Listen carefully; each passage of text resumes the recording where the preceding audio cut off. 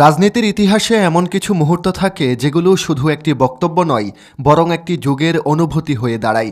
ঠিক এমনই এক মুহূর্ত তৈরি হয়েছিল যখন দীর্ঘ ১৭ বছরের রাজনৈতিক সংগ্রাম, নির্বাসন আর অপেক্ষার পর দেশে ফিরে প্রথমবারের মতো জনসম্মুখে দাঁড়িয়ে নিজের অবস্থান পরিষ্কার করেন তারেক রহমান।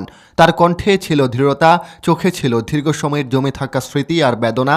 তিনি স্পষ্ট করে বলেন, আমি অতীত ভুলি নাই, শেখ হাসিনার বিচার করা আমার দায়িত্ব, আমার কর্তব্য। এই কয়েকটি বাক্য যেন মুহূর্তের মধ্যেই দেশের রাজনৈতিক অঙ্গনকে নাড়িয়ে দিল। অনেকের কাছে এটি ছিল এক কঠিন প্রতিজ্ঞা, আবার অনেকের কাছে এটি ছিল দীর্ঘদিনের ক্ষোভ আর যন্ত্রণার প্রতিফলন। কিন্তু তারেক রহমানের বক্তব্যের ভেতরে ছিল ব্যক্তিগত স্মৃতি, পারিবারিক বেদনা, দলীয় সংগ্রাম এবং একটি বৃহৎ রাজনৈতিক ইতিহাসের প্রতিচ্ছবি। মঞ্চে দাঁড়িয়ে তিনি বললেন, অতীতকে ভুলে যাওয়া তার পক্ষে সম্ভব নয়, কারণ সেই অতীত শুধু কোনো রাজনৈতিক অধ্যায় নয়, সেটি নির্যাতন, অপমান এবং অসংখ্য মানুষের চোখের জলের ইতিহাস। তিনি বলেন, প্রতিটি অত্যাচার, প্রতিটি নির্যাতন, প্রতিটি অন্যায় আমার স্মৃতিতে গেঁথে আছে। এগুলো আমি ভুলে যাইনি, ভুলে যাওয়ারও প্রশ্নই ওঠে না। এই কথা বলতে বলতে তার কণ্ঠে এক ধরনের ভার অনুভূত হচ্ছিল। তিনি ফিরে গেলেন ২০০৭ সালের সেই সময়টিতে যখন তাকে গ্রেফতার করা হয়েছিল। সেই সময়কার স্মৃতি বর্ণনা করতে গিয়ে জেলের অন্ধকার প্রকোষ্ঠে তাকে ধরে নিয়ে যাওয়া হয়েছিল। সেই সময়কার স্মৃতি বর্ণনা করতে গিয়ে তিনি বলেন, জেলের অন্ধকার প্রকোষ্ঠে তাকে নিয়ে যাওয়া হয়েছিল, আর তারপর শুরু হয়েছিল এক কঠিন অধ্যায়। শারীরিক ও মানসিকভাবে তাকে ভেঙে দেওয়ার চেষ্টা করা হয়েছিল বলে তিনি দাবি করেন। তার ভাষায়, তারা চেয়েছিল আমাকে ভেঙে ফেলতে, তারা চেয়েছিল আমি যেন আর কখনোই মাথা তুলে দাঁড়াতে না পারি। আমার শরীরের উপর এমন নির্যাতন চালানো হয়েছিল যা ভাষায় প্রকাশ করা কঠিন। প্রিয় দর্শক, ভিডিওর এ পর্যায়ে আপনার কাছে বিনীত অনুরোধ, আপনি যদি চ্যানেলে নতুন দর্শক হয়ে থাকেন তাহলে আমাদের চ্যানেলটি সাবস্ক্রাইব করে বেল আইকন অন করে রাখুন। আমার মেরুদণ্ড, আমার হাড়, আমার স্নায়ু সবকিছুকে লক্ষ্য করে নির্যাতন করা হয়েছিল।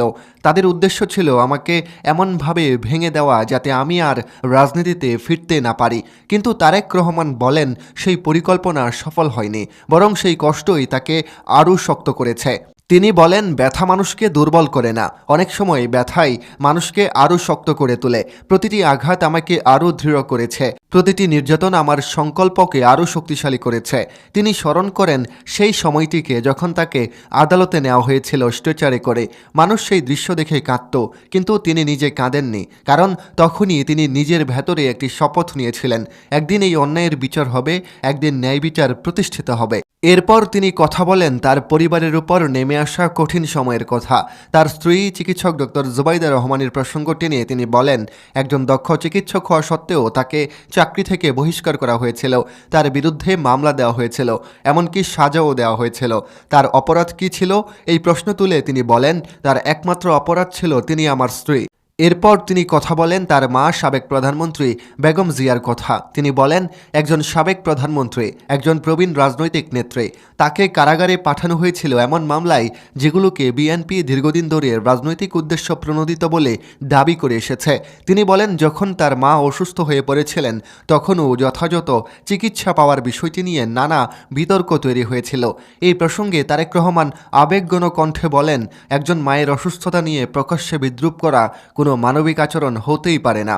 এরপর তিনি তার দলের নেতাকর্মীদের প্রসঙ্গ তুলেন। তিনি বলেন, আমার দলের লাখ লাখ নেতাকর্মী আছে যারা আমার চেয়েও বেশি কষ্ট সহ্য করেছে। তাদের অনেকের নাম আমরা জানি না, তাদের ছবি কোনো পত্রিকায় আসে না, কিন্তু তারাই আসল সংগ্রামী। এই অংশে তিনি বিশেষভাবে উল্লেখ করেন ইলিয়াস আলীর কথা। বিএনপির সাবেক এই নেতা ২০১২ সাল থেকে নিখোঁজ, এবং যে ঘটনা বাংলাদেশের রাজনৈতিক ইতিহাসে আজও একটি রহস্য হয়ে আছে। তিনি বলেন, ১৩ বছর হয়ে গেছে, তার পরিবার এখনও অপেক্ষা করছে, তিনি ফিরবেন কিনা সেটা কেউ জানে না। তিনি আরও কয়েকজন নিখোঁজ নেতার নাম উল্লেখ করে বলেন, এসব ঘটনা কেবল সংখ্যা নয়, প্রতিটি ঘটনার পেছনে রয়েছে একটি পরিবার, একটি স্বপ্ন, একটি জীবন। তার বক্তব্যে উঠে আসে বিভিন্ন মানবাধিকার অভিযোগের প্রসঙ্গও, যেমন গুম, বিচার বহির্ভূত হত্যাকাণ্ড, ক্রসফায়ার ইত্যাদি। তিনি দাবি করেন এসব ঘটনার সুষ্ঠু তদন্ত এবং বিচার হওয়া প্রয়োজন। এরপর তারেক রহমান ফিরে আসেন সাম্প্রতিক সময়ের একটি আলোচিত ঘটনার দিকে। 2024 সালের জুলাই মাসে শিক্ষার্থীদের আন্দোলন। তিনি বলেন, সেই সময় ছাত্ররা নেমেছিল তাদের দাবি নিয়ে। তাদের দাবি ছিল কোটা সংস্কারের মতো একটি নীতিগত বিষয়। কিন্তু সেই আন্দোলন ঘিরে যে পরিস্থিতি তৈরি হয়েছিল তা নিয়ে দেশজুড়ে তীব্র বিতর্ক দেখা দেয়। তার বক্তব্য অনুযায়ী আন্দোলনের সময় বিভিন্ন মন্তব্য ও প্রতিক্রিয়া পরিস্থিতিকে আরও উত্তপ্ত করে তোলে।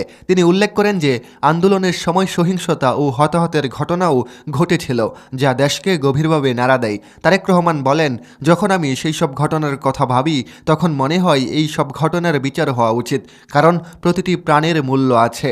এরপর তিনি মূল প্রশ্নটির দিকে ফিরে আসেন, তিনি কি করবেন? এই প্রশ্নের উত্তরে তিনি বলেন, আমি প্রতিশোধ নিতে চাই না, আমি বিচার চাই। তিনি ব্যাখ্যা করেন, প্রতিশোধ আর বিচার এক জিনিস নয়। প্রতিশোধ ব্যক্তিগত আবেগ থেকে জন্ম নেয়, কিন্তু বিচার প্রতিষ্ঠিত হয় আইনের মাধ্যমে। তার ভাষায়, প্রতিশোধ হলো ব্যক্তিগত অনুভূতি, কিন্তু বিচার হলো সামাজিক ন্যায়বোধ। তিনি বলেন, যদি কখনো তাকে রাষ্ট্র পরিচালনার দায়িত্ব দেওয়া হয় তাহলে তিনি আইনের পথেই কাজ করবেন। আন্তর্জাতিক আইন, কূটনৈতিক আলোচনা এবং বিচারিক প্রক্রিয়ার মাধ্যমে যেসব অভিযোগ রয়েছে সেগুলোর তদন্ত ও বিচার নিশ্চিত করার চেষ্টা করবেন। তিনি বলেন, যদি কোনো ব্যক্তি দেশের বাইরে অবস্থান করেন এবং তার বিরুদ্ধে গুরুতর অভিযোগ থাকে তাহলে আন্তর্জাতিক আইনি প্রক্রিয়ার মাধ্যমেও তাকে বিচারের মুখোমুখি করার উদ্যোগ নেওয়া যেতে পারে, যেমন আন্তর্জাতিক সহযোগিতা, কূটনৈতিক আলোচনা বা আইনি নোটিশ। তারেক রহমানের মতে বিচার যদি হয় সেটি হবে স্বচ্ছ, নিরপেক্ষ এবং আন্তর্জাতিক মানদণ্ড অনুযায়ী। অভিযুক্ত ব্যক্তির আত্মপক্ষ সমর্থনের অধিকার থাকতে হবে, আইনজীবী নেওয়ার সুযোগ থাকতে হবে এবং আদালতে প্রমাণ উপস্থাপন করতে হবে। তিনি বলেন, ন্যায় বিচার তখনই প্রতিষ্ঠিত হয় যখন বিচার প্রক্রিয়া স্বচ্ছ হয়। বক্তব্যের শেষ অংশে তিনি আবারও নিজের প্রতিজ্ঞার কথা স্মরণ করিয়ে দেন। তিনি বলেন, অতীতকে তিনি ভুলে যাননি এবং ভুলে যাওয়ার কোনো চেষ্টাই নেই, কারণ সেই অতীতের ভেতরেই রয়েছে অসংখ্য মানুষের ত্যাগ এবং কষ্টের গল্প।